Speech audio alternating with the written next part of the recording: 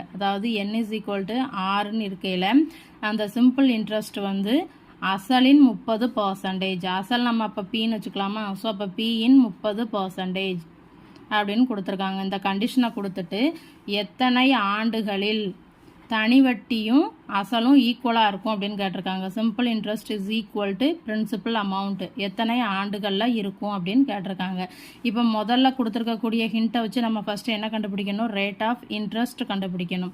Simple இன்ட்ரெஸ்ட்டுக்கு formula என்ன? P into N into R by 100 is equal to பியின் 30%னா எப்படி எழுதலாம்? 30/100 இன்ட்டு பின்னு எழுதலாமா? இந்த பியும் கேன்சல் ஆயிரும், 100 அடிச்சிடலாம். என் வந்து எத்தனை? 6. அப்போ 6 இஸ் ஈக்குவல் டு 30னா 6 இஸ் ஈக்குவல் டு 5% நமக்கு கிடச்சிருமா? ஸோ இப்போ நம்ம ரேட் ஆஃப் இன்ட்ரெஸ்ட் கேல்குலேட் பண்ணிட்டோம். அடுத்த இப்போ என்ன கேட்டிருக்காங்க? எத்தனை ஆண்டுகளில் தனி வட்டியும் அசலும்